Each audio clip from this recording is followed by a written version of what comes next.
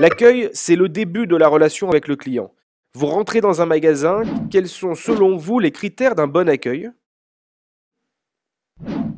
Pour rentrer en relation avec votre visiteur, il faut 1. Être visible, 2. Assurer le zoning accueil, 3. Avoir une attitude ouverte et disponible, même si vous êtes déjà avec un autre client, 4. Accueillir le visiteur avec plaisir par un bonjour, un sourire ou un signe de considération, 5. Être le plus détendu possible, car vous le savez sûrement, le stress génère du stress, et un visiteur sur lequel on saute dès son entrée en magasin avec une attitude oppressante a plus envie de ressortir de votre magasin que d'y rester. Le plus difficile, ce n'est pas de le faire une fois, mais systématiquement, car chaque nouveau visiteur est une nouvelle relation à construire. Rentrer en contact avec le client demande de prendre de l'initiative, d'aller vers l'autre. C'est souvent difficile et c'est là que votre rôle est essentiel, car vous avez à vous adapter à la psychologie, à l'attitude, à l'âge et à la culture de la personne que vous avez en face.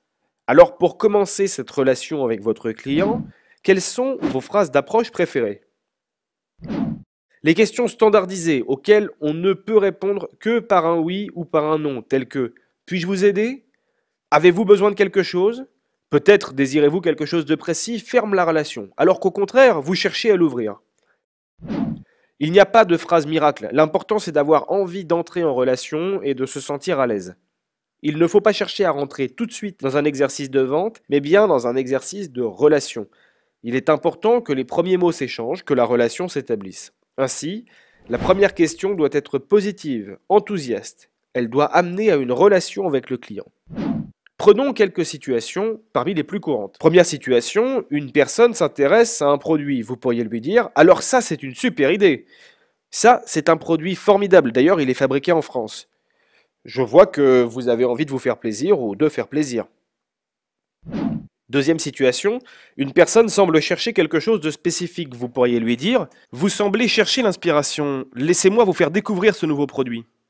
Je vois que vous cherchez à mettre de la nouveauté dans votre maison. » Troisième situation, une personne ne semble pas avoir d'idée particulière. Vous pouvez lui dire « Un petit moment de détente pour faire du shopping ?» De quoi avez-vous envie aujourd'hui? Et vous pouvez toujours renouveler vos approches, les tester et vous challenger entre collègues autour de ce premier contact si important pour commencer une relation.